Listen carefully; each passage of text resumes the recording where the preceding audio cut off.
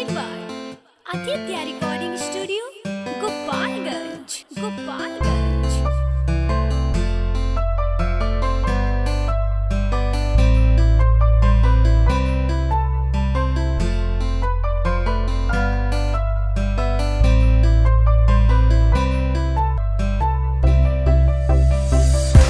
ए गोरी कुछ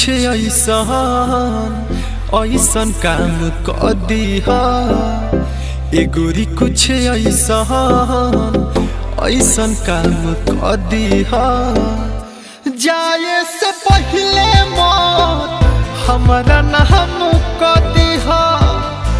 जाए से पहले मौत हमारा नाम कर दीहा।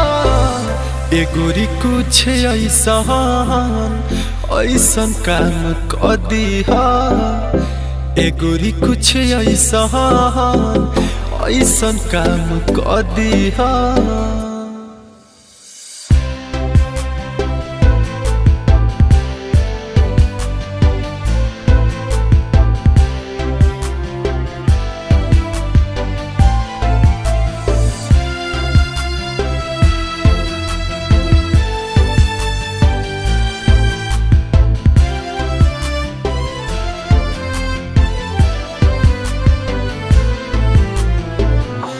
जहर जुदाई के पियल नहीं जाई।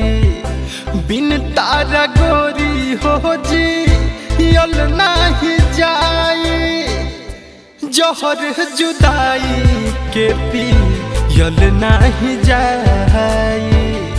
बिन तारा गोरी हो जी यल नहीं जाई। अपने ही हाथे हमार कम तमाम कर दीहा। अपने ही हाथे हमार कम तमाम कर दीहा। ए गोरी कुछ ऐसन काम कर दीहा। ए गोरी कुछ ऐसन काम कर दीहा।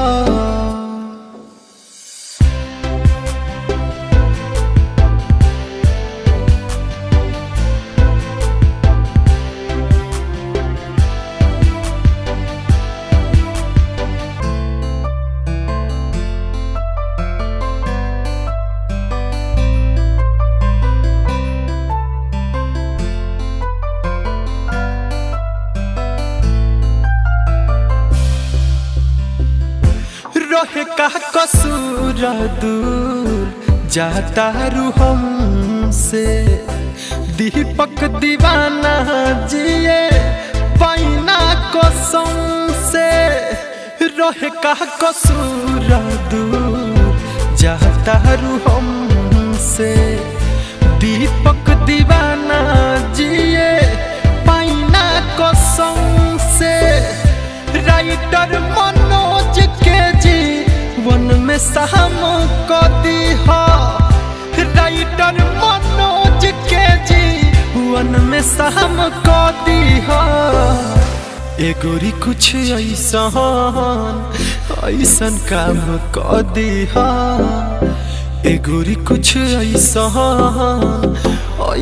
काम कर दीहा। जाए से पहले मौत हमारा नाम कर दीहा। जाए से पहले मौत हमारा नाम कर दीहा। ए गोरी कुछ ऐसन काम कर दीहा। ए गोरी कुछ ऐसन काम कर दीहा।